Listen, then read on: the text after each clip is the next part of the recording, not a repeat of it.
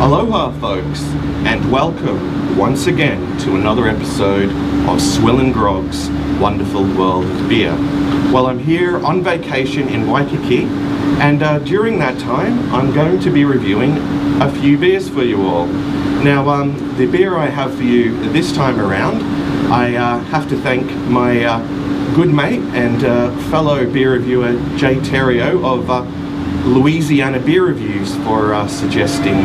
Now it's this beer here, which at first glance appears to be an Australian beer. Well, it's certainly an Australian beer brand, Foster's, and it's their premium ale, which comes in at 5.5% ABV. Now, believe it or not, this particular Foster's variant you can't even get in Australia. The ordinary Foster's is even hard to come by there, believe it or not. It once was quite popular, but these days, yeah, it's not very popular and relatively hard to find as well. Not too many people drink it. Now, looking at the can, it makes no secret of the fact that it is brewed in the United States, and that's actually by, well, anyone who's into beer and brewing, and would know that Foster's these days, the Foster's Group is actually owned by SAB Miller, who are in the midst of being taken over by AB InBev, but we won't skew off on that tangent. But it actually says that it's brewed and packaged under the supervision of Foster's Brands Limited by Oil Can Breweries in Fort Worth, Texas.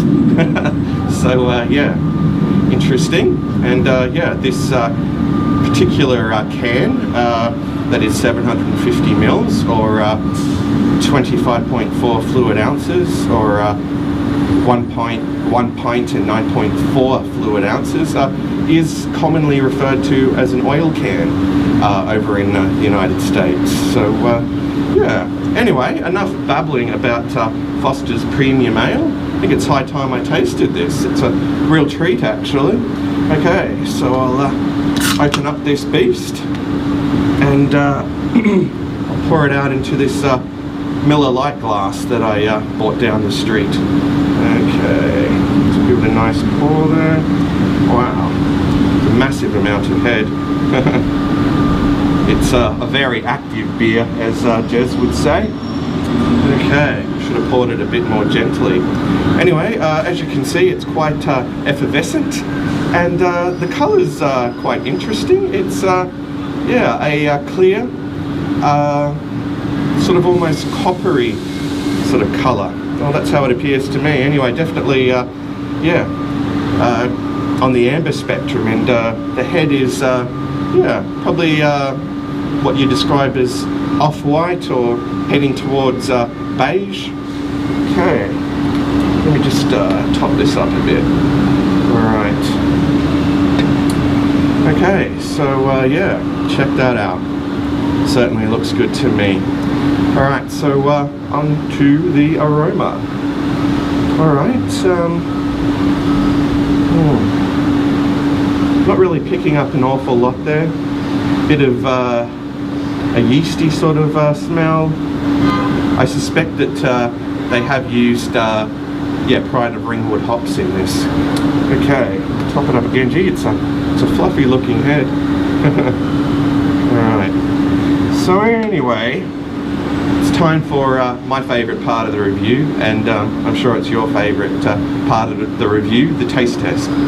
So a special cheers to Jay Terrio of Louisiana Beer Reviews, and cheers to you, the audience. Let's dive into this one.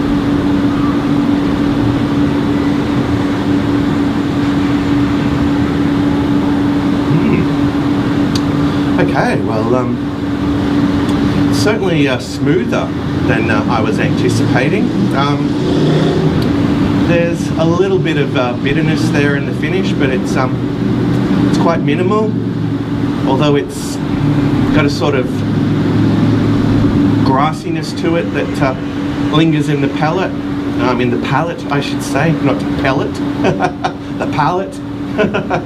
Alright, so let me have another gulp.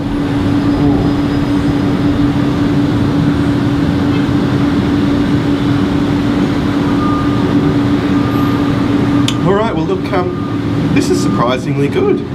I'm yeah, shocked to say. Yeah, I'm not a huge fan of the regular Fosters in Australia, but this has more of a malty, sort of caramelly kind of taste to it, and reasonably minimal bitterness, and it's fairly light-bodied, and yeah, really refreshing, and it's certainly drinkable, and something that you could session, although at 5.5% ABV, I'd probably say, yeah, I'd probably go no more than, yeah, 3 of these oil cans before I sort a lighter sort of a beer. Yeah. Alright, well, what could I say in terms of the price point? Well, here in yeah, Waikiki, I got it from a grocery store, and it was really cheap. I think just a little over $2 for this oil can, which is just, well, in Australian terms, absolutely amazing value. But I'm sure that, yeah, where Jay Terrio's from, in Louisiana, yeah, it's probably much cheaper than that. Alright, well, I'll have one last gulp and give it a score out of 10.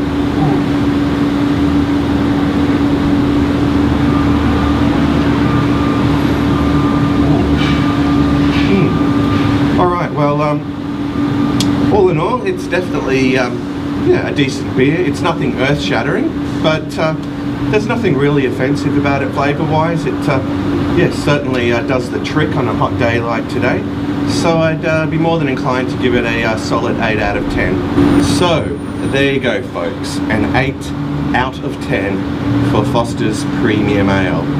If you ever are in the States, give it a try. You may be pleasantly surprised. Okay, well, that's it from me. I'm just going to kick back and enjoy the rest of this beer. But I should have another review coming your way soon. So until then, fare thee well, all.